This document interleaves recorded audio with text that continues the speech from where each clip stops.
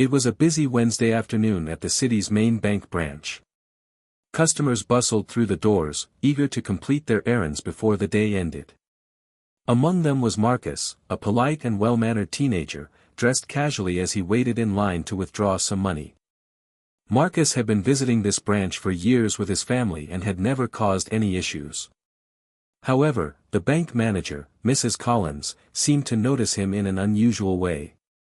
She watched Marcus intently from behind her desk, her expression shifting from neutral to wary. When Marcus approached the teller to complete his transaction, Mrs. Collins suddenly appeared by his side. Without asking any questions or seeking to understand the situation, she whispered firmly to one of the employees to call the police, insisting that Marcus looked suspicious and might be planning something wrong. Marcus was stunned and confused. He tried to explain that he was just there to withdraw money, but Mrs. Collins ignored him completely. The other customers around started whispering, watching the tense scene unfold. The bank manager's quick decision to involve the authorities escalated the situation quickly, creating a charged atmosphere in the room. As the bank manager, Mrs. Collins, stood firm in her decision, the tension in the room grew thick. Marcus, still confused and increasingly anxious, looked around for someone to help him explain. Several customers exchanged uneasy glances, unsure of what was happening but sensing that something was very wrong. Within minutes, 2 uniformed police officers arrived at the bank. They approached Marcus cautiously, their hands near their belts, prepared for any kind of trouble. Marcus raised his hand slightly, trying to show he meant no harm, and calmly began explaining once again that he was simply there to withdraw money for his family. Mrs. Collins insisted that the officers take Marcus aside for questioning, convinced that her suspicions were justified. The bank staff gathered nearby, some uncomfortable, others avoiding eye contact. Marcus's heart pounded, his mind racing as he tried to keep calm. Just then, the automatic doors swung open, and a confident woman in a sharp business suit stepped inside. Her presence immediately commanded attention. She walked straight to the officers and the manager, her eyes focused and steady. This was Angela, Marcus's mother, and the CEO of the very bank where this incident was unfolding. Angela approached the scene with calm authority.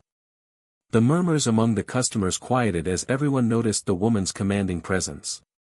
Her posture was confident, and her sharp gaze immediately locked onto Mrs. Collins and the officers. "Excuse me," Angela said clearly, her voice steady yet firm. "What is going on here?" Mrs. Collins, caught off guard by Angela's sudden arrival, hesitated. "There was a suspicious individual," she said nervously, nodding toward Marcus. "I asked the police to come because we believed he might be causing trouble." Angela's eyes narrowed slightly as she looked at her son, who was standing quietly but clearly shaken by the situation. She turned to the officers next. "Have you spoken to him? Has anyone asked him why he is here today?" The officers nodded. "We have, ma'am. He's been cooperative and explained he was here to make a withdrawal." Angela then looked back at Mrs. Collins. "And yet, you still called the police without speaking to him yourself or giving him a chance to explain. This is not how we treat our customers, or anyone visiting this bank." Mrs. Collins shifted uncomfortably but said nothing. Angela took a breath and addressed everyone present. "Marcus is my son, and I can assure you he has done nothing wrong. I expect this situation to be handled with the respect and professionalism that every customer deserves." The room fell silent. The officers exchanged glances and relaxed their stance. Customers started whispering among themselves, some nodding in agreement with Angela's words. Angela stepped forward, her tone firm but composed. "Mrs. Collins, as the branch manager, you hold a responsibility to ensure all customers feel safe and respected. Making assumptions without evidence or proper communication not only harms the reputation of this bank but also undermines the trust of the community we serve." She paused for a moment, letting her words sink in as the tension in the room visibly eased. Marcus stood close beside his mother, his anxiety slowly melting away, replaced by relief. Angela continued, I will be personally reviewing this incident, and I expect appropriate actions to be taken. This kind of behavior is unacceptable here." Mrs. Collins swallowed hard, finally meeting Angela's gaze. I thought I was doing my job." Angela nodded slowly. "Your job is to support all customers, not to jump to conclusions. Moving forward, I want you to participate in additional training on customer relations and communication." The police officers nodded respectfully, and one of them said, "Thank you for clarifying, ma'am. We will leave once the situation is resolved." As the officers stepped back toward the exit, the other bank employees began to approach Marcus with apologies and words of support. One teller handed Marcus his transaction slip and smiled warmly. Angela turned to her son and smiled softly. "Let's go home. You handled this well." Marcus breathed deeply and smiled back. "Thanks, Mom." The incident became a quiet reminder to the bank staff about fairness and respect, and Angela's leadership was praised for swiftly addressing the situation with dignity and care. Angela took a deliberate step forward, her voice calm but resonating with unmistakable authority. "Mrs. Collins, it's vital to understand that leadership in any branch isn't just about managing operations, it's about fostering an environment where every person who walks through these doors is treated with dignity and fairness." She scanned the room, locking eyes with several of the employees who had gathered, many of whom now looked uncomfortable with what had transpired. The decision to call the police should never be made lightly or based on a feeling. It must be grounded in clear facts and communicated thoughtfully, especially when it involves one of our valued customers. Turning back to Mrs. Collins, Angela continued, "Your role carries the responsibility of maintaining trust, both within the community and within our own team. When that trust is broken, it can take years to rebuild." Mrs. Collins' face flushed, her earlier confidence now replaced by a mixture of embarrassment and regret. I realize now that I should have handled things differently," she admitted quietly. Angela nodded, acknowledging the honest admission. "That's a start. To help with this, I am assigning you to attend advanced customer service and conflict resolution training next month. This will equip you and your team with the tools needed to handle situations fairly and without escalation." She then addressed the police officers. "Thank you for your professionalism today. I trust this matter is now resolved, and I appreciate your discretion." One officer replied respectfully, "Yes, ma'am. We'll be on our way." As the officers left, the atmosphere in the bank lightened. Several employees approached Marcus, offering sincere apologies and encouragement. One teller gently placed a hand on Marcus's shoulder and said, "We're sorry for what happened. You didn't deserve any of this." Marcus smiled faintly, grateful for the support. Angela put an arm around him, her presence a shield of strength and comfort.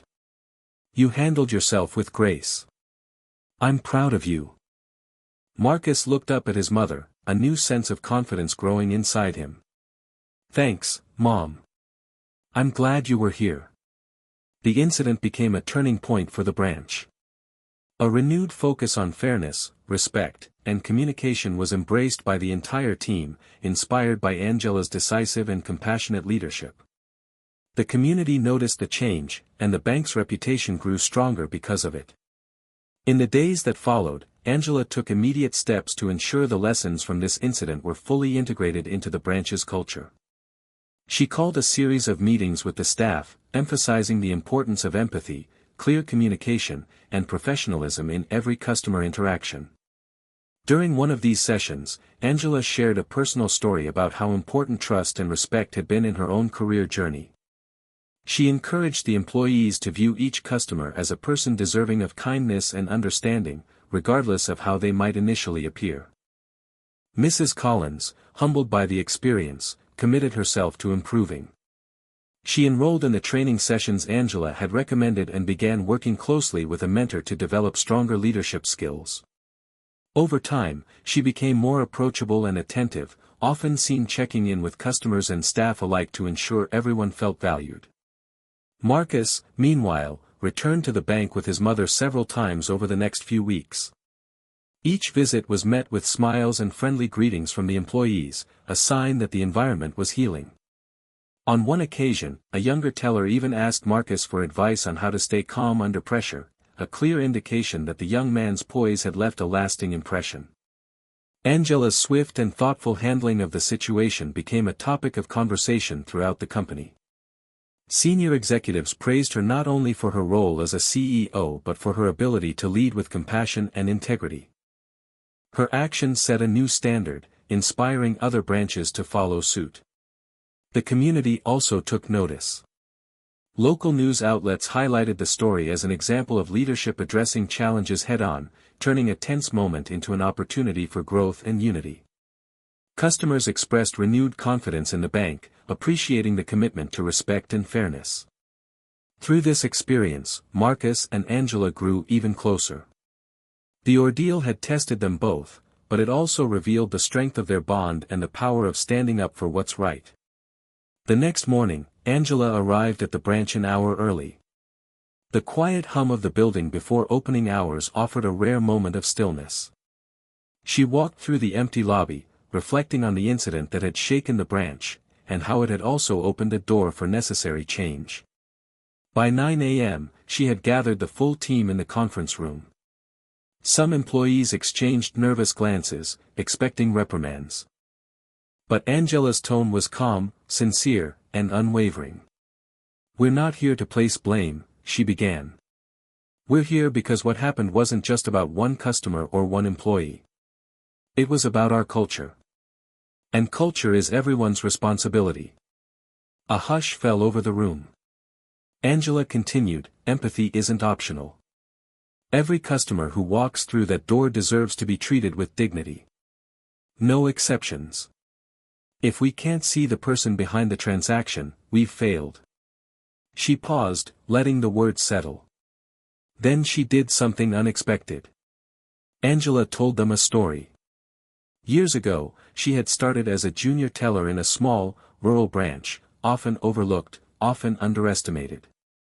One day, an elderly man had entered the bank in dirty overalls. He was ignored by some staff. But Angela had greeted him warmly, without judgment. Days later, the same man returned and revealed himself as a major landowner looking to move his estate accounts. Her kindness had changed the trajectory of her entire career. "You never know who you're talking to," she said, locking eyes with each of them. "But more importantly, you never know what someone is going through." Several employees nodded. Even Mrs. Collins, seated near the back, looked visibly moved. Angela then introduced a new initiative, the Human First Pledge. It wasn't just another policy, it was a promise. Every employee would recommit to treating each customer with patience, respect, and humanity. Training programs would be expanded. Feedback channels would be opened. And mistakes, when they happened, would be met not with silence or shame, but with learning. It was the beginning of something bigger than a single incident. It was a cultural shift. And for the first time in a long time, the team felt united, facing forward, together. In the days following Angela's powerful meeting, a subtle but undeniable shift began to ripple through the branch. Conversations that once carried a tone of formality and detachment now held warmth. Tellers started greeting each customer by name whenever possible. Small acts, holding the door, offering a chair, asking sincerely how someone's day was, became commonplace. It wasn't just policy anymore. It was personal. But culture doesn't change overnight, and not everyone adjusted as quickly. Mrs. Collins, still processing the embarrassment of that day, found herself on edge. She had always prided herself on being by the book, and now the very book she followed felt like it had been rewritten. One morning, she pulled Angela aside. "I want to get this right," she said, quietly. "But I've been doing this job the same way for almost 20 years. I don't know if I can flip a switch." Angela studied her. "It's not about flipping a switch," she said gently. "It's about opening a door. Let people in. Let yourself in. Don't just follow rules, understand the people behind them." It was the first time in a long while that Mrs. Collins didn't feel judged, only challenged to grow. She signed up for all the training Angela offered. Not just the required ones. The optional ones too. She sat in the front row, asked questions, and stayed after to take notes. When Angela assigned her a mentor, an experienced leader from another branch known for her emotional intelligence, Mrs. Collins didn't resist. She embraced it.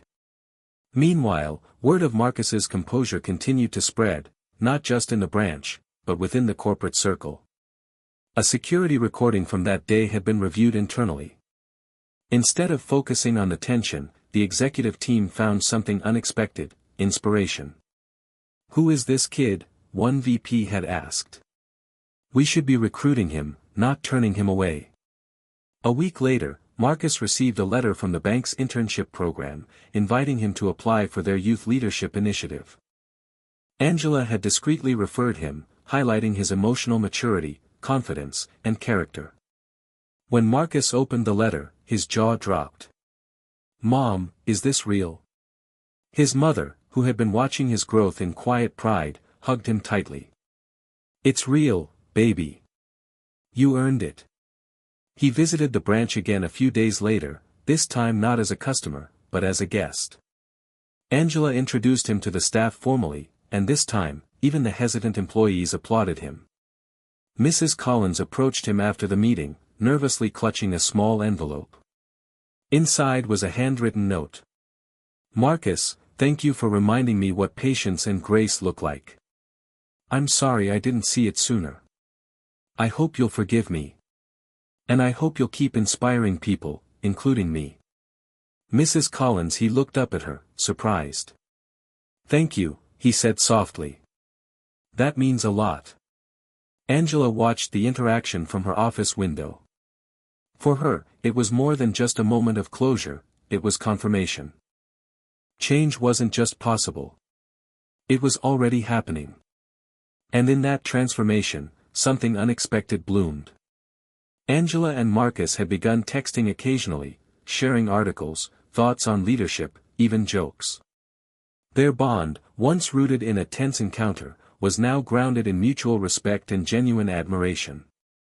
What began as a crisis had evolved into something remarkable. Not just growth, but healing. And hope. 2 months had passed since the incident that once threatened to divide the branch, and instead, redefined it. Angela sat alone in her office late one evening, the sun casting a warm golden hue across her desk. She flipped through a folder labeled Leadership Spotlight Initiative, a new internal program aimed at highlighting unsung heroes in the company. At the top of the list was Marcus's name. She smiled. Across town, Marcus sat at the dinner table with his mother, filling out an application for a summer internship at the bank's corporate headquarters. The opportunity had ignited something in him, not just ambition, but clarity. "I used to think I wanted to be a lawyer," he said between bites.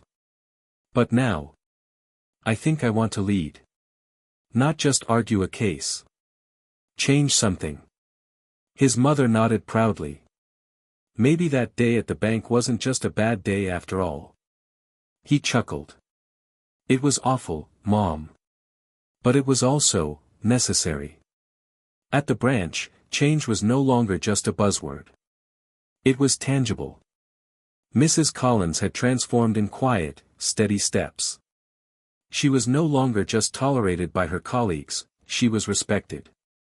Where once she kept a professional distance, now she brought homemade muffins to morning meetings, laughed openly, and, perhaps most surprisingly, asked for feedback.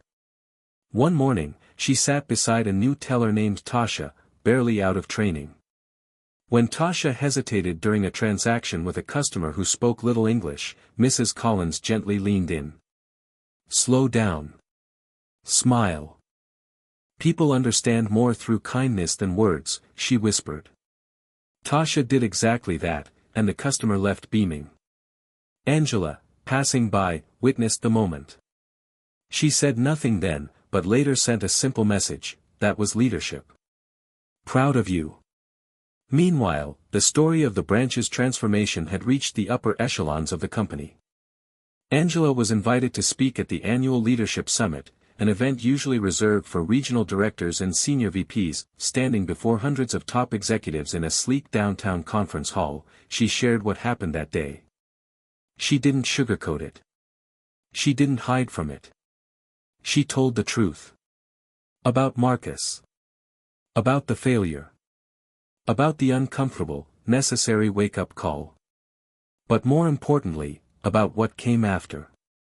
The real test of leadership, she concluded, is not whether you prevent every mistake. It's how you respond when you've made one. Growth is painful. But it's also the proof that something better is possible. The room gave her a standing ovation. Back at the branch, Marcus visited again, this time in a suit. He had been accepted into the internship program and wanted to thank everyone before starting. The team welcomed him like family. Even customers recognized him now, some asking for photos, others offering handshakes. Mrs. Collins, perhaps the most changed of all, gave him a firm hug. "Don't let the suits change who you are," she said with a wink. "But make sure they listen." Marcus laughed. "Deal." Angela stepped forward, handing him a small box. "This is from all of us." Inside was a custom nameplate, Marcus Bryant, future leader. He stared at it, moved beyond words. For a moment, all the pain, the anger, the doubt, washed away. Replaced with something powerful. Belonging. And just like that, what began as a quiet stand in a crowded lobby had become something far greater, the first step in a legacy. 6 months later, the bank branch once marred by tension had become a model of progress, featured in the company's internal newsletter as a turnaround success story. But for Angela, the real victory wasn't in headlines or awards. It was in the faces she saw every day, staff working with pride, customers greeted with genuine warmth, and a culture that finally matched the values printed on the posters. One crisp Friday morning, she received an email from corporate. Marcus had been selected as one of 3 interns to present their final project directly to the executive board. His topic? The human side of finance, rebuilding trust through empathy. Angela read the subject line twice, her heart full. The presentation took place in a towering glass conference room on the 41st floor of headquarters. Marcus stood confidently at the front, dressed in a sharp navy blazer. His voice was steady, his message clear. "I was mistaken for someone I wasn't," he said. "But that experience showed me something deeper, how fragile trust can be, and how powerful it becomes when we rebuild it." He spoke not just from research, but from experience. He told the story with grace, never naming names, never condemning, only reflecting. When he finished, the room fell silent for a beat. Then, thunderous applause. The CEO himself stood, walked over, and shook Marcus's hand. "We need more people like you in this company," he said. "If you want a future here, you've got one." Angela, watching from the back of the room, felt tears sting her eyes, not from sadness, but pride. In that moment, she saw not the boy who once stood humiliated in her lobby, but the man he was becoming. Weeks later, the branch hosted a community day, an open house with food, music, and family activities. Marcus returned as the keynote speaker. Mrs. Collins, now one of the branch's most beloved team members, introduced him with tears in her eyes. Angela closed the event with brief remarks. "Change doesn't start in boardrooms," she said. "It starts in lobbies. At counters. In conversations. It starts when we choose to see people, not profiles." And today, we celebrate that choice. The crowd applauded. Some stood. Some wiped their eyes. As the sun began to set, Marcus and Angela stood outside the branch, looking up at the building. "You ever think we'd end up here?" he asked. Angela smiled. "I hoped. But you made it real." They stood in silence for a moment, the evening breeze brushing past them. "Whatever comes next," Marcus said, "I'll never forget where this started." "Neither will I," Angela replied. And with that, they parted ways, no longer just CEO and customer, but two people forever connected by a single moment of injustice, turned into a lasting legacy of change.